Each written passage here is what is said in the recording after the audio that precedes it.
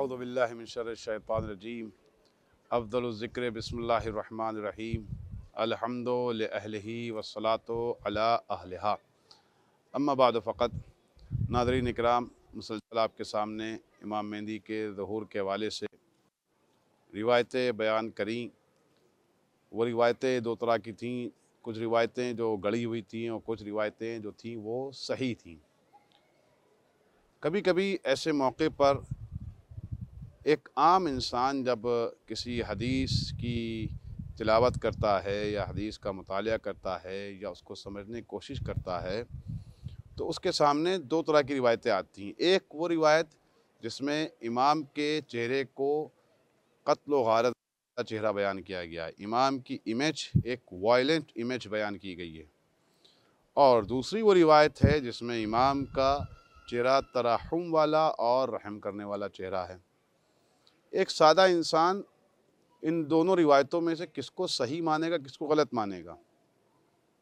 तो आपके सामने अर्ज़ किया कि सबसे पहले तो सनद देखी जाएगी।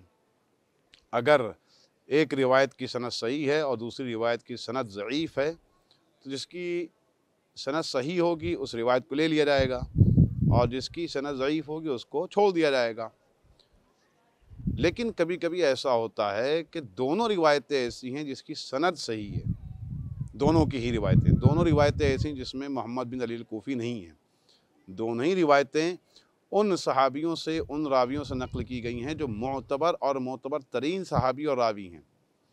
तो ये दोनों रिवायतें इस वक्त आपस में टकरा रही हैं, इसका हल क्या निकालें?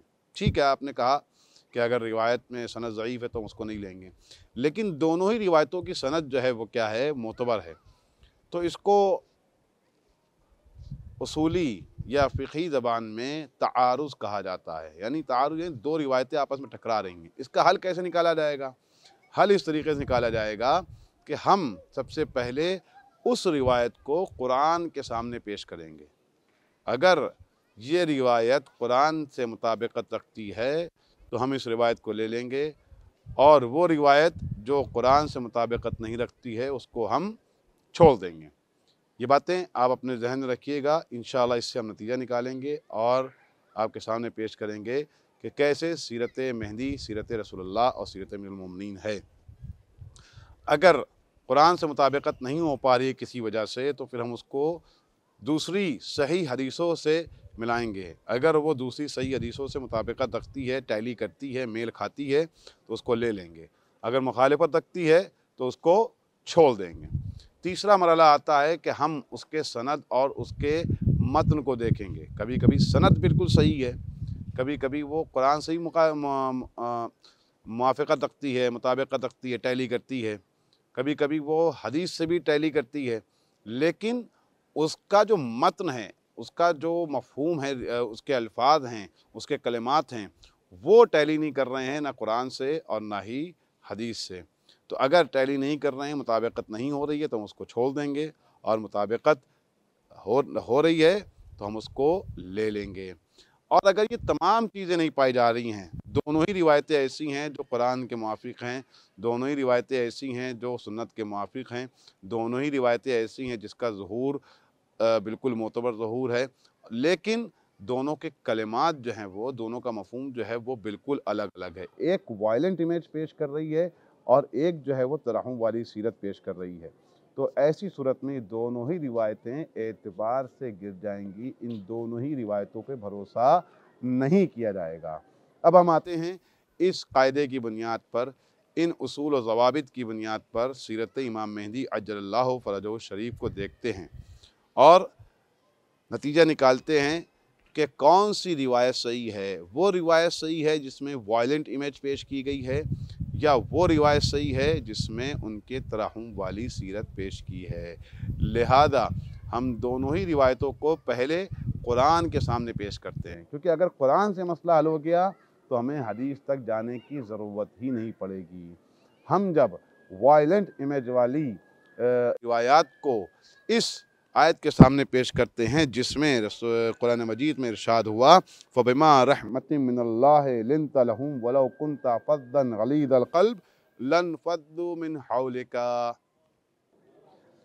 یہ آیت کہہ رہی ہے کہ اگر آپ لوگوں پر، اپنی امت پر وہ روایتیں جو امام مہدی عجل اللہ فرجہ الشریف کی ترحم والی سیرت کو پیش کرتی ہیں، رحم کرنے والی سیرت کو پیش کرتی ہیں، وہ اس آیت سے مطابقت رکھتی ہیں اور ٹیلی کرتی ہیں، لہذا ثابت یہ ہوتا ہے کہ جب امام ظہور کریں گے تو ترحم کے ساتھ بھی پیش آئیں گے، عدل و انصاف کے ساتھ پیش آئیں گے۔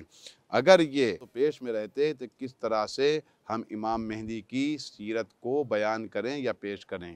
اس آیت نے ہمیں سہارا دیا، اور کیونکہ قرآن جو ہے وہ نور المبین ہے، قرآن جو ہے وہ ہادی بھی ہے اور مہدی بھی ہے، خود اس کے اندر ہدایت پائی جاتی ہے اور دوسروں کو ہدایت کرتا ہے، لہذا اس مرحلے میں بھی قرآن نے ہماری ہدایت کی کہ جب تم کسی ایسی روایت کو دیکھنا جس میں ہمارے نائبین جو ہیں، ہمارے بھیجے ہوئے جو انبیاء اور معصومین ہیں، اگر ان کی سیرت میں تم کسی بھی طرح کی مخالفت دیکھنا جو ہم سے مخالفت کرتی ہے، یعنی قرآن سے مخالفت کرتی ہے، تو اس سیرت کو اختیار نہیں کرنا۔ نتیجہ یہ نکلتا ہے کہ جس طریقے سے رسول اللہ ترحم کے ساتھ کام لیتے تھے اس آیت کے مطابق، اسی طریقے سے امام مہدی عجل اللہ فرجہ الشریف بھی ترحم کے ساتھ کام لیں گے۔ وآخر دعوانا ان الحمد للہ رب العالمین۔